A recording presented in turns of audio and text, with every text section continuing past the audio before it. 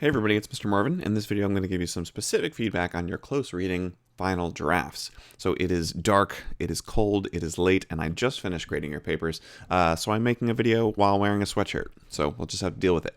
As usual, when I graded your papers, I kept a running list of all the common issues that I saw across the board, and I wanted to make a video like this to address some of those issues and give you some tips for improving your papers going forward. This video is for all of my English 101 classes who are doing the close reading assignment, which is all of you, my hybrid classes, my online sections, as well as my on-campus classes. So I'm just going to go through the list as efficiently as I can. First thing I want to briefly touch on is, since this is the first major paper that you have gotten back from me, I wanted to kind of explain to you how the process works. So the reason why I have you submit your essays in Microsoft Word format, even though I am an Apple user at heart, is that I grade all of your papers using track changes in Microsoft Word. That is the most efficient way that I have found thus far to grade your papers. And a few semesters ago, I started actually returning essays in PDF format. So rather than have to open up Microsoft Word and then like hover your mouse over all the different comments and stuff, you should just get a PDF file back with all of my comments visible to you, regardless of the device that you are looking at it on. So that should make things a little bit easier. Please do make sure that you take the time to read through my comments. I do spend a lot of time going through and fixing mistakes and pointing out things. Try not to just scroll down to the bottom to see your score and my overall comments. Do take the time to look through all those inline comments. Making sure you understand and address those issues is one of the best ways, is the best way to improve your essay scores going forward. But when you do get to the bottom of your essay, you will see a sort of an overall general concluding comment with my general thoughts about your paper, which are reflected in the more specific comments above. But you will also see the breakdown of your score, which will look something like this. So content, style, and formatting, there's a separate video that I'm sure you all have watched by now detailing what these three categories mean. But as always, they are three equal categories. Each category in this case was worth 4 points because this was a 12-point essay. And then you'll see something like this, okay, for your total essay score. This gives you a somewhat hopefully useful breakdown of where your strengths and weaknesses lie. Again, I'm not going to go through what each of these categories mean because there's a whole other video about that. But the important thing to know about your points at this point, in the game, is that, as always, like I explained in the syllabus video or on day 1 of class or whatever, you always want to keep in mind the number of points that you have earned versus the number of points possible that we have had. So midterms are coming up, if you can believe it or not, in just a couple of weeks. And you may be wondering how you're doing in the class. So as always, you want to look at the total number of points that you have earned out of the total number of points possible. So let's say I just take this first essay, which was a 12-point essay. If you got 8 out of 12, right, on this paper, that you might want to divide 8 out of 12, right, and think, oh my God, that's a 66%, that's a D, I should probably drop out of college, what am I even doing? That's not the way you should think about your points in this class. Like I have explained in earlier moments in the course, it's more important to look at the subtraction than it is to worry about the division. So if you earned 8 out of 12 points in this case of this assignment, that means you didn't earn 4 of those points. And since our total score, our total class is out of 100 points, missing those 4 points means your new ceiling is a 96. Which means an A is still possible. You just have to do really well on all the future assignments. And again, this is a simplistic example. I'm just using the 12 points for this essay, and you've done way more points than that at this point in the semester. But just keep in mind, it's about the subtraction. It's about the number of points you've earned compared to the number of points possible and the number of points we have left remaining.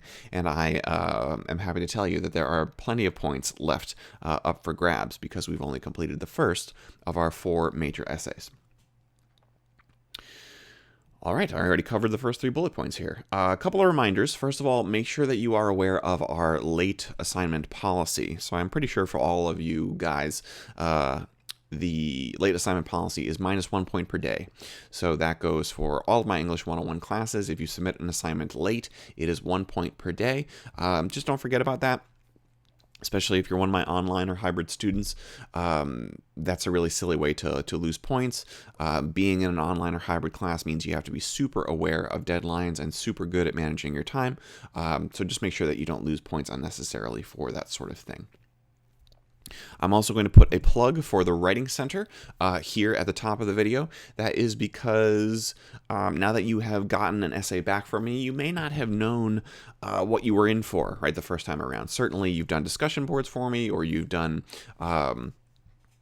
simpler, lower stakes assignments for me up to this point in the semester, but this was your first big paper, right? So you might not have known exactly what to expect from my grading style or from the standards of the course and that sort of thing.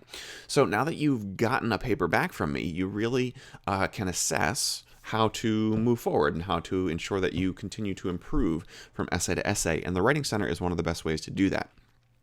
You can just walk in, you can make appointments, you can email things to them. I strongly recommend using the Writing Center, and particularly asking for a professional tutor if there is one available, to ensure that you get a good quality tutoring experience. Especially if you are struggling with the style part of your grade, the grammatical stuff, or the sentence structure, or the paragraph organization stuff. That's stuff that we just don't have time to do in college composition. So getting some extra help from the Writing Center can be a good way to address and mitigate those issues if needed. I also want to emphasize the importance of following directions. This is super important, not just in this class, but also in life. It's important to follow directions because I work very hard to make sure that the instructions are always as clear as possible, so that you guys know exactly what I want you to do and when you need to do it. So when my directions are not followed, it always kind of makes me a little bit twitchy. Particularly things like the submission instructions. So if you're a hybrid or online student of mine, you have to submit in a specific file format. You have to name your file in a specific way. And those should be pretty easy things to do. Things pertaining to the submission, and similarly things pertaining to the MLA format video. So like, here's a good example. In the upper left hand corner of your essay, you are supposed to put your name, your professor's name, your class, say I'm in the hybrid group, the assignment, and the due date in this format. In the course resources area, there is a MLA formatting guide, and there's also a video that I show you how to demonstrate that I demonstrate how to do all of the formatting stuff for the MLA thing. And so it should be pretty easy to follow these instructions. And again, I give you a template, a sample essay, right, that shows you exactly how your paper should look. So following directions is a really important thing, and it's a really silly thing to lose points for. It's pretty easy to type these 4 things in the upper left-hand corner in this format. And despite that, I get quite a variety of different things in the upper left-hand corners of a lot of your papers. So in the grand scheme of life, is this really super important? Not really, but it's really about the presentation of your work, and it's the first impression of your work. Before I even read your paper, I'm going to notice what it looks like. Is the font correct? Is it spaced correctly? Does it look professional? Does it look like it followed directions, or not? Right? And that goes a long way in somebody's first impression. And if that somebody is going to evaluate your work, you probably want to err on the side of giving them a good first impression. Yeah. What else?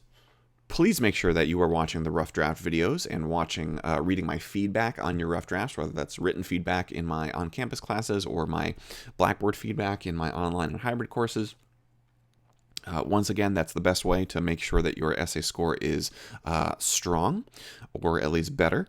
And if you don't follow those things, then I tend to have to leave the same comments again, which doesn't feel super great on my end. So do make sure that you watch the rough draft videos, read my rough draft feedback, and please get in touch, post in course questions, or email me if you're on campus with questions to make sure that you understand all of that feedback. Okay, I think that's all of my front matter stuff. So as you go through this video, again, one of the great things about a video like this is that you can pause it, you can rewind it, you can take notes as slowly or as quickly as you want. I recommend having your essay in front of you and having a blank sheet of paper in front of you so that you can take notes on these things. You don't have to write down everything, just the stuff that you want to remember for next time. So some of these will be larger conceptual issues, some of them will be little tiny nitpicky things, but again, I just write them all down as I encounter them and then sort of throw them all at you at once so you have a bunch of stuff to work on for next time. All right, first thing is repeated words. This is a quick little simple stylistic thing, but when you use the same word more than once in a sentence, it tends to distract the reader, right? It's very noticeable. It kind of sticks out. This issue and many of the other issues that I'm going to talk about in this video can be addressed by reading out loud. When you read your writing aloud, you hear how it sounds. If you've ever had to read your paper in front of a class before, you know that reading your paper out loud is the best way to notice very quickly where things are not as strong as they could be, or where there are repeated words, or where other improvements need to be made. So I cannot stress enough the importance of reading your sentences out loud over and over and over again. And if it sounds good to your ears, chances are your meaning is coming through at the very least, and maybe even the sentences themselves may be grammatically correct. So do watch out for those repeated words. Nope, wrong one. Gotta make sure I got all my shortcuts. Single quotes. You should never use single quotes. The only time you should use single quotes is if you have a quote within a quote situation, in which case double quotes go on the outside and single quotes go on the inside. That is the only time you would use single quotation marks. I'm not talking about apostrophes, which is the single quote mark looking thing. This is an apostrophe. Wait, that's a single quote. Hello. Sorry, it's really late. There you go. This is an apostrophe. But you only use single quotes when they appear within double quotes. So if you have a quote within a quote situation, that's when you would use single quotes. Parenthetical citations. Why would I try to spell that at this time of day? Parenthetical citations include only the author's name and the page number. Okay, nothing else. I saw quite a few paragraph numbers.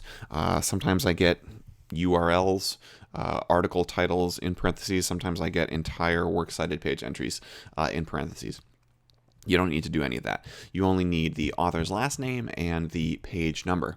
Now, if it's an online article, there may not be any page numbers. And if you set up the quote properly, like I show you, then you probably don't even need the author's last name. And again, if there are no page numbers, then that means you may not have a parenthetical citation, which is a little bit scary, but it's okay.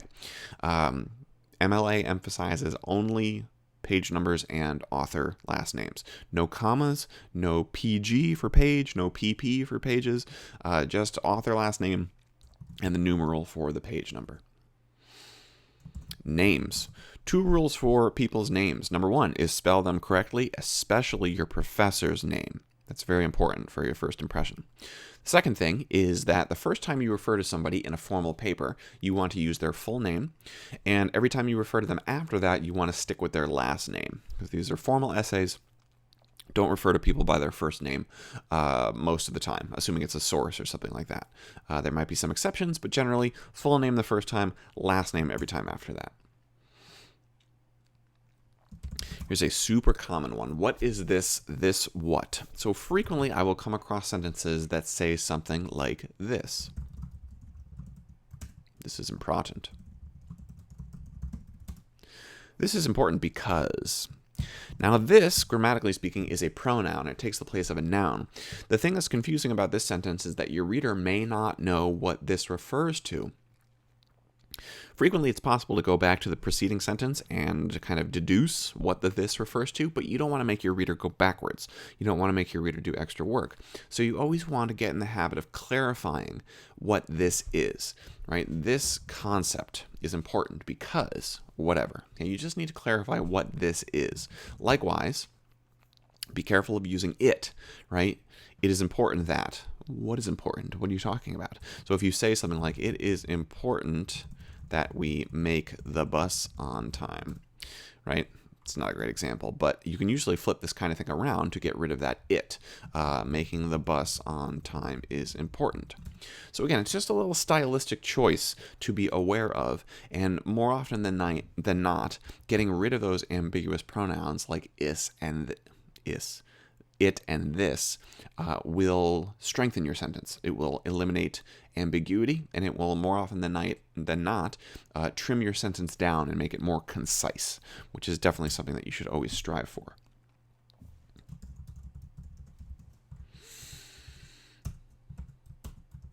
Nope.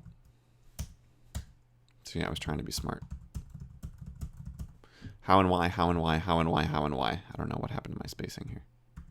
There we go. Always you want to be aware of focusing on the how and why in your essay. If you just focus on the what, the who, what, when, where, then you're just kind of making observations. You're just making statements about your subject matter. And the how and the why is really what the reader wants to know. It's what you have to think critically to figure out. It's what creates the actual valuable, interesting analysis. So always ask yourself how and why, how and why, how and why. And notice on your paper where I ask the question how, why, those are areas where you have opportunities to elaborate, to kind of explain further, to probe deeper into your subject matter. So they're two very simple questions, how and why, but if you keep them in the front of your mind, it's really good for adding more depth to your analysis and coming up with more substantive things to say in your papers. Wordiness.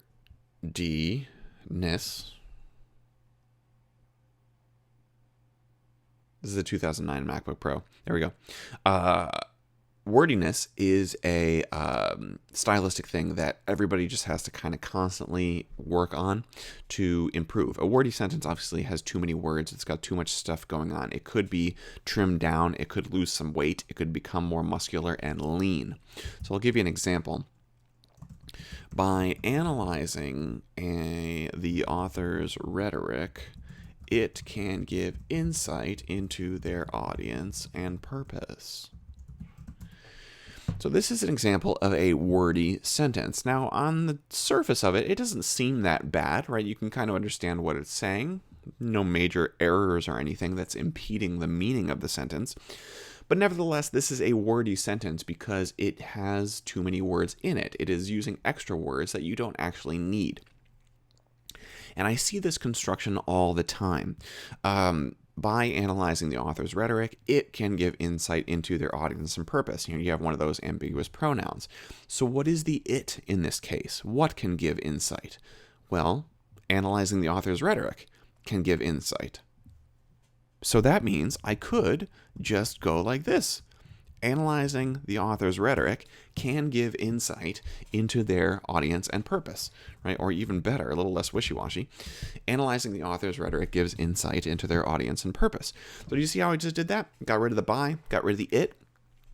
A lot of times we seem to forget that you can use an ing word as a subject in a sentence. Running is my favorite sport, right? Or something like that. Studying how the author uses language can reveal a great deal about their intentions, right? So don't be afraid to do that. And again, reading your paper out loud will help you sort of hear these wordy sentences. And it just takes a lot of practice, but this is a really common construction that I see that is always ripe and always leads to an improved sentence if you can figure out how to trim it down.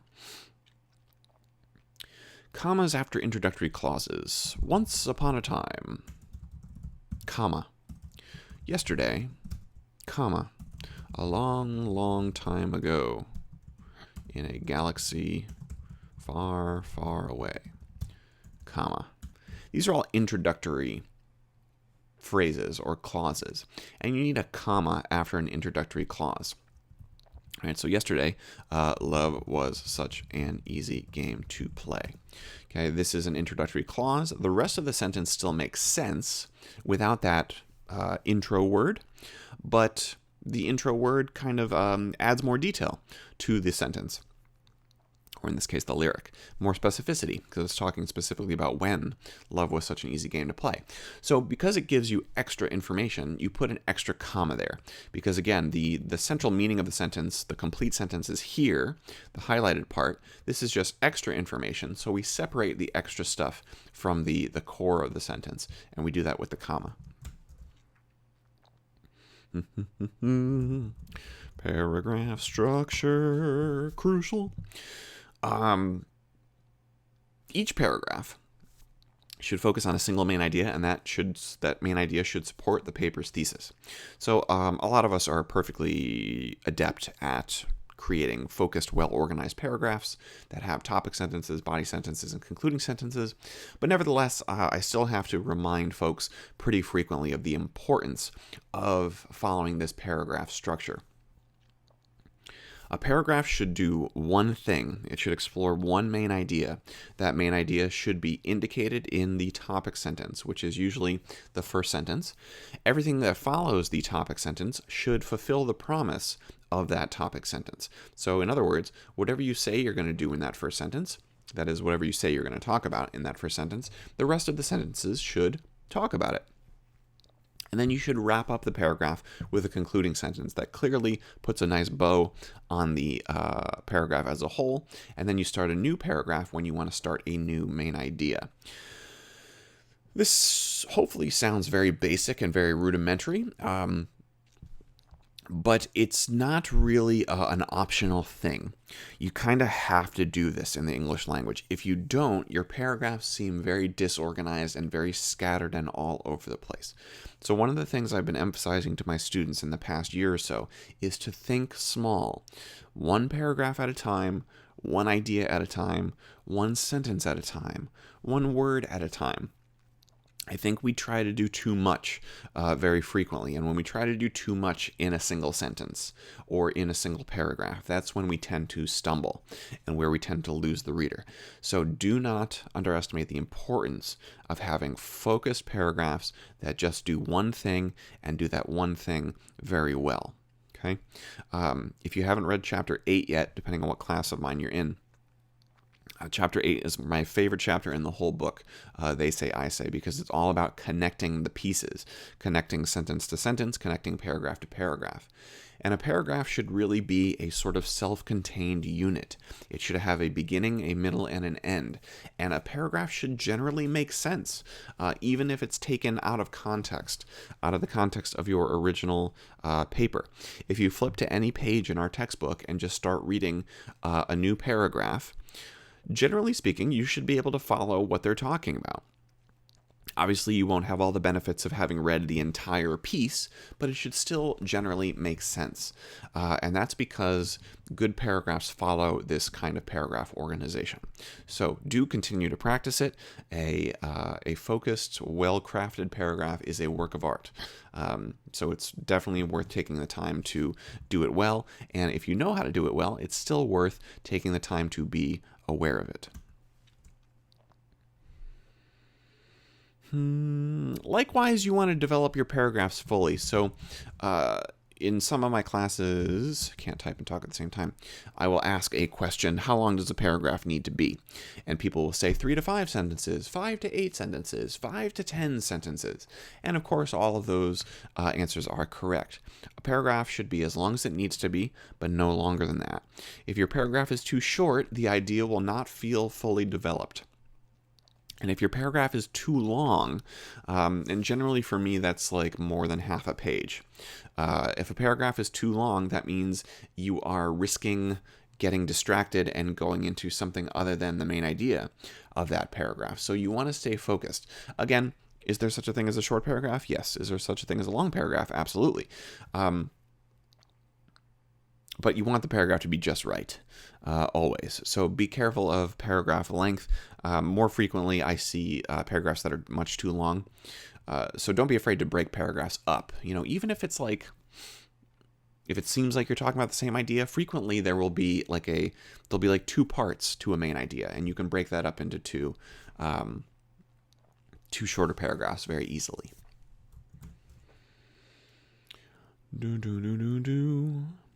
Fragments. So sentence fragments are sentences that are incomplete. A sentence needs two things to be complete: a subject and a predicate. The subject is who or what the sentence is about, and the predicate is what the subject is doing. If you're missing one or both of these, you have a sentence fragment. Probably 8 out of 10 sentence fragments that I see are written in this way, using humor to help the reader. This is not a complete sentence because there's no predicate. It's kind of like I think it's what happens is we kind of make a point and then we kind of want to throw some more in there. So we'll say something like Anne Lamont tells a lot of funny stories, period. Complete sentence. Using humor to help the reader. Yeah, that's an incomplete sentence. Okay, I guess there's no predicate, right? So just be careful of this. I said before that you should not be afraid of using ing words as your subjects for your sentences, and that's true. But a sentence like this, maybe it doesn't have a subject. I don't know. It's very late at night. But using a sentence like this, you should be able to read it out loud and hear how it's not a complete thought. Okay, so just be careful of those. On the other hand, watch out for run-on sentences. Run-on sentences go on for too long. They try to do too many things. Usually a student sentence is very good, and then it gets to here, but then it keeps going for like another 3 lines. Say what you want to say, and then stop the sentence and start a new sentence. Again, think small, just one sentence at a time.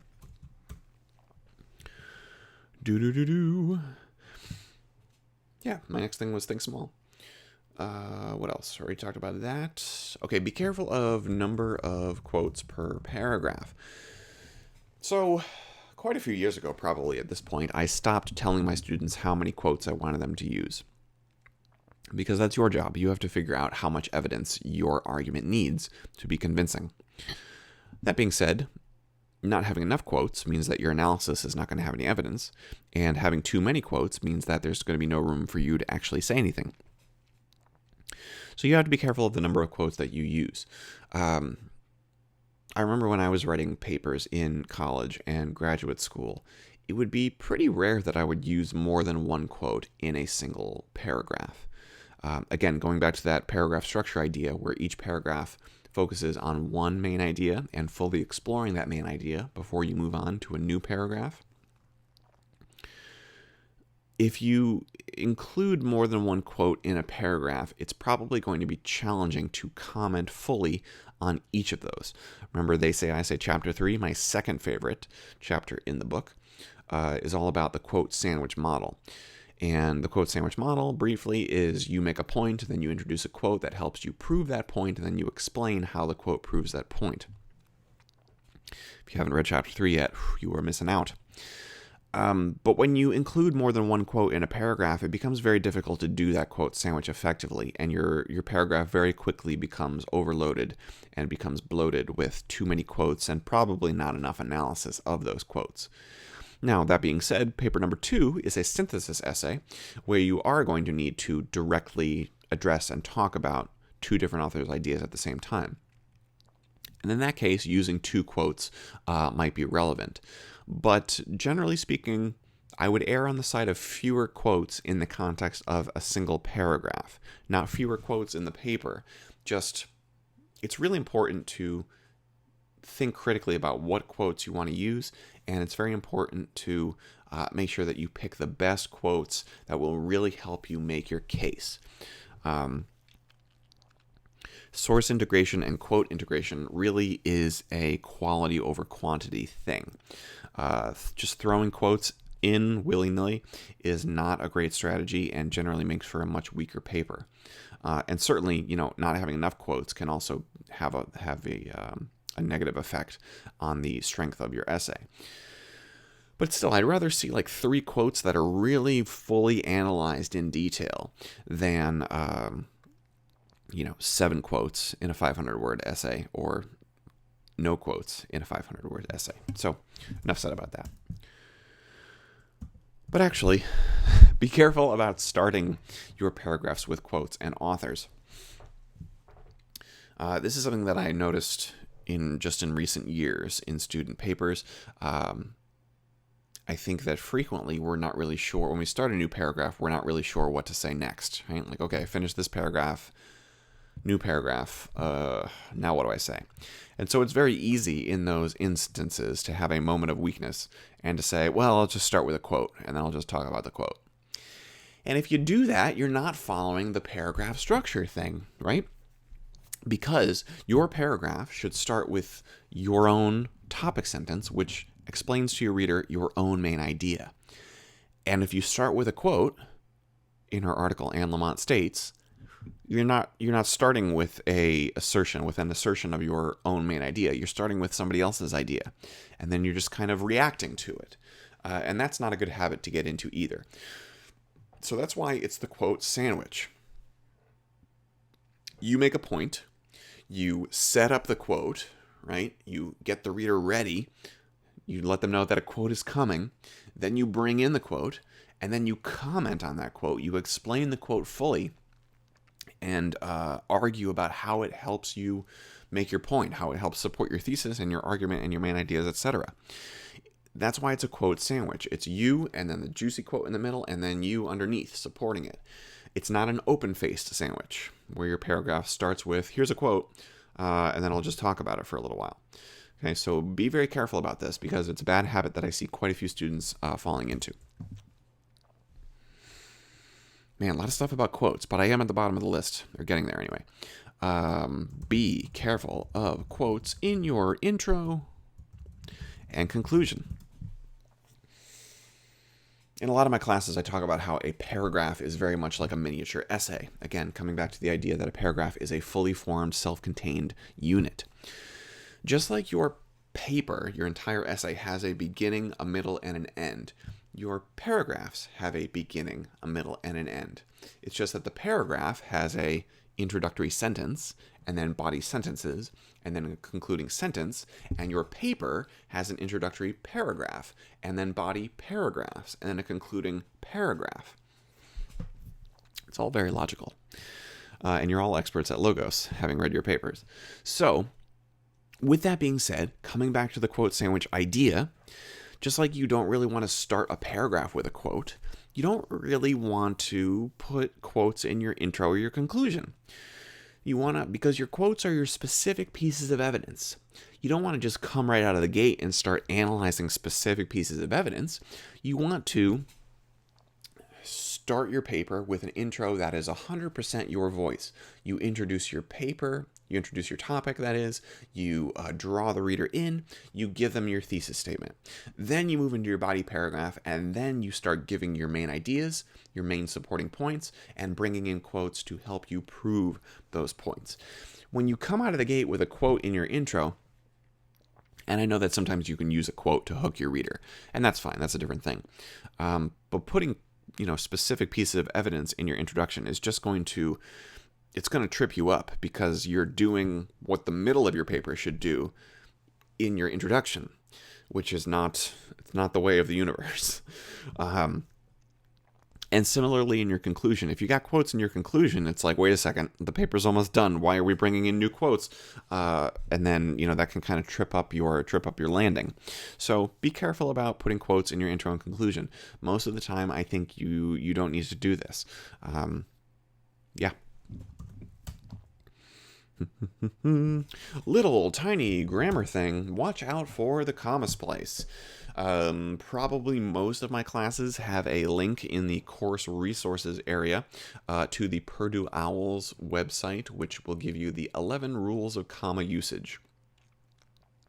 And I know none of you are going to spend your time on Earth reading the 11 rules of comma usage, but if you did take 15 or 20 or 30 minutes to read that webpage, I think it would get you 75% of the way there with your commas, and commas are one of the things that I have to fix most often on student papers.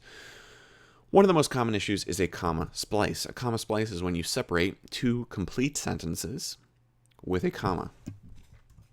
I went to the store. They were out of cookies. This is a complete sentence. It has a subject and a predicate and a object, prepositional phrase. So does this sentence. They were out of cookies, right? They were out. So these are two complete sentences, right? And they're two very closely related sentences, so that means I can just put a comma between them, right?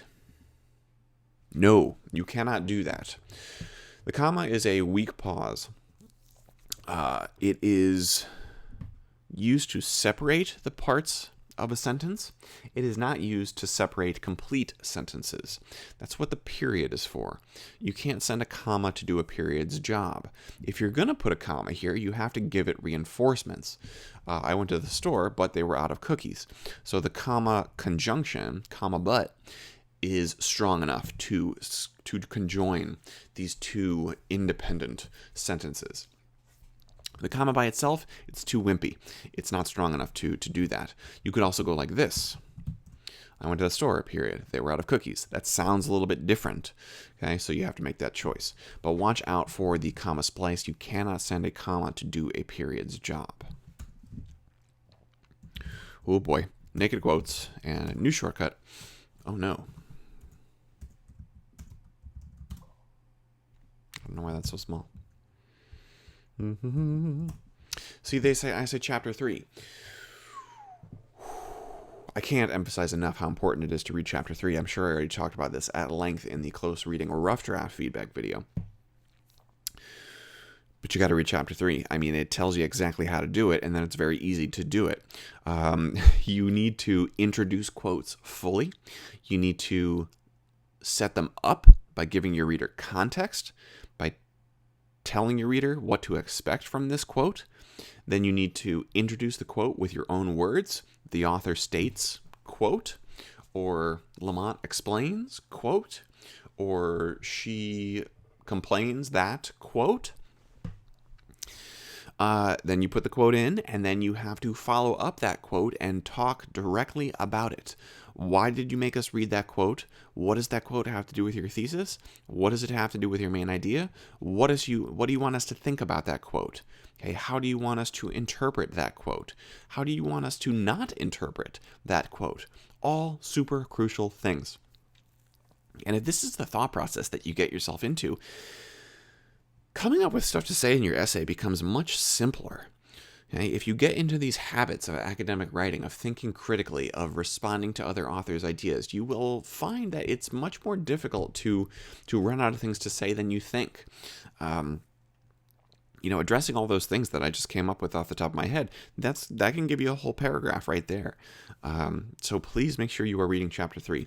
Naked quotes are my name for what do they call them? Dangling quotes or orphaned quotes or something like that. They're scared, alone. They were just dropped in to your essay without really any introduction or support or help. And that's obviously a habit that you want to avoid. Can't overstate the importance of good source integration. And chapter 3 and chapter 4 are all about this. So please read and reread those chapters. I already talked about run-on sentences, so I'm going to take a drink. This is just water. Titles. What should a title do? Title should tell your reader what the paper is going to be about. It should give your reader a preview of what your stance is, perhaps.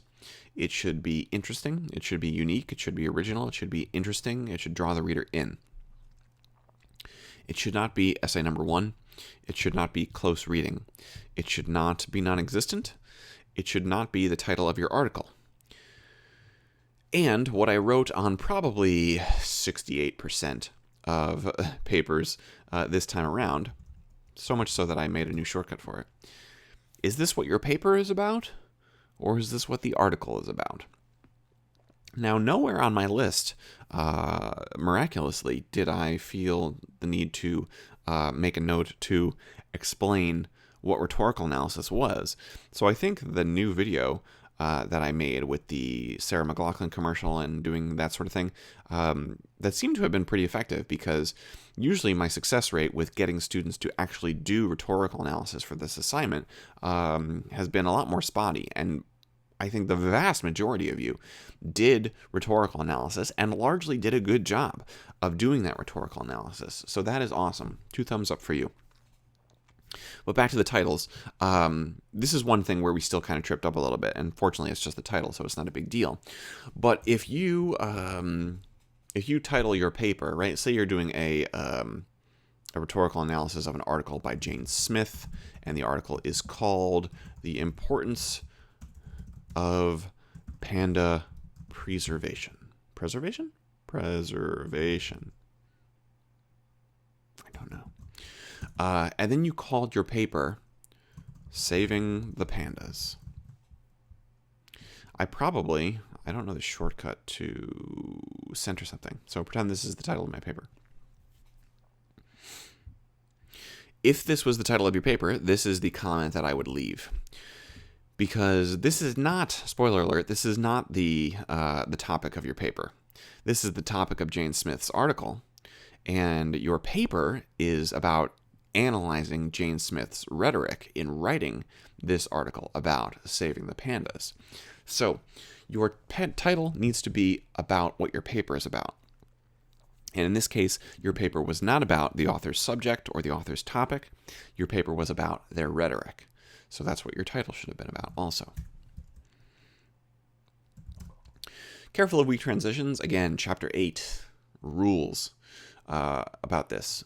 Transitions between sentences, between paragraphs, everything just needs to flow naturally. And Chapter 8 does a remarkable job of explaining how you always want to be either looking back or simultaneously, I think, looking back to what you said in the previous sentence, but also looking forward to what you're going to say in the next sentence.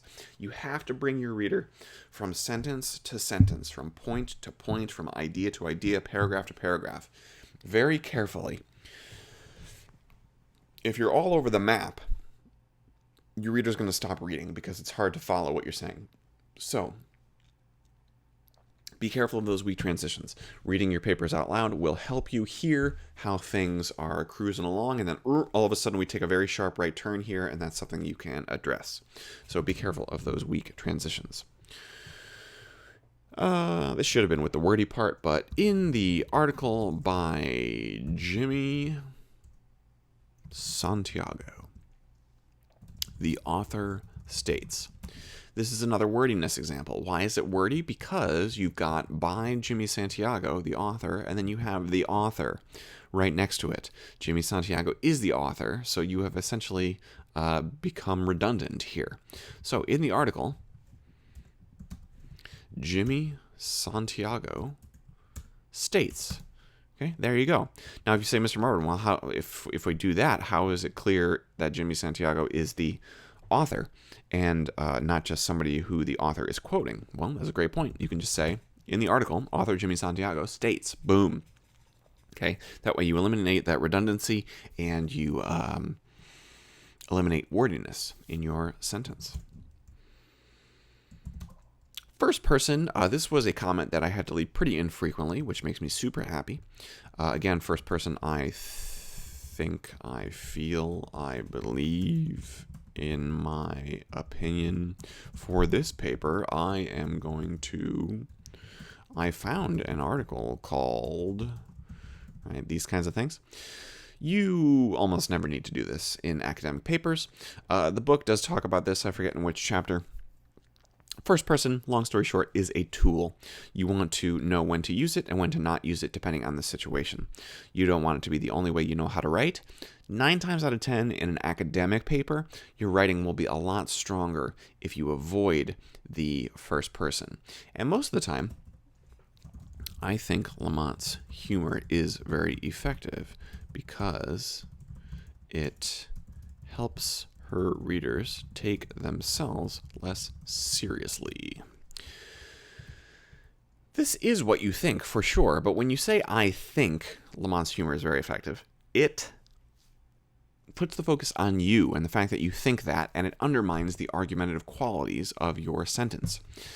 What you want to focus on here is the idea, which is that Lamont's humor is very effective. So, a lot of the time, you can just delete the I think, and now you have eliminated yourself from the sentence, you have disassociated yourself from your subject matter, and that makes your writing more formal, more academic, more argumentative, more authoritative, and less wordy, which we love. So those are all good things. So always ask yourself, do I need to use the first person here? Can I get this idea across without using the first person? Oxford comma, little tiny thing. I am bringing chips, soda, and ice to the party. This is the Oxford comma. You do need this comma, at least in my class. People have very strong feelings about this comma, but I believe that you do need it for clarity purposes. So please make sure that you are putting a comma after before the conjunction in a list of 3 or more things. This would also happen at the sentence level or the phrase level. But whenever you have 1, 2, and 3, you always want that comma before the and. Punctuation for quotes. He states, comma. Here's the quote. End quote. Parenthetical citation. Period. This is how the punctuation works. I have to fix this all the time. He states, comma. Okay, again, introducing the quote with your own sentence. So it's not just jammed in there. Comma before the quote. And then the period is what ends a sentence, right? So if you put the period here, or inside the quotes, because it's an MLA paper, now you have, here's my next sentence. Now you have a sentence that starts with 43, and that doesn't make sense. This 43 corresponds to this quote. So the period goes at the very end of the sentence. The parenthetical citation always goes right before the closing punctuation. Little tiny details. Who cares, Mr. Marvin? It's almost 1 o'clock in the morning. Why are you talking about this? I get it, but if there's a right way and a wrong way to do something, and you know the right way, it's always better to do it the right way. Because why would you not? And finally, article titles are in quotation marks. Briefly, I'll go through all the title things. The title of your essay does not need to be in anything other than 12-point Times New Roman. The title of an article, whether it's a chapter of a book or an article that you find on the internet, should be in quotation marks. Longer works like books or albums or newspapers, entire newspapers, would be in italics. Okay, but most of the time, the sources that you cite in this class will be in quotation marks. Again, books, magazines, newspapers, albums, longer things are in italics. Anything else I wanted to say about that? I don't think so. So I think that's it. That is the end of my list. I think we got in under an hour, so that's not too shabby. I hope you find this video helpful. If you made it to the end, congratulations. You are working hard to improve your essay scores and ensure that you get a solid grade in this class. If you have any questions about anything I said in this video or anything I did not say in the video, please do either post in course questions or feel free to ask a question during our next class meeting or get in touch with me via email if you are one of my on-campus students. I apologize that I'm a little bit loopy because it is late at night, but yeah, I think that covers it. So we have a couple of weeks until midterms.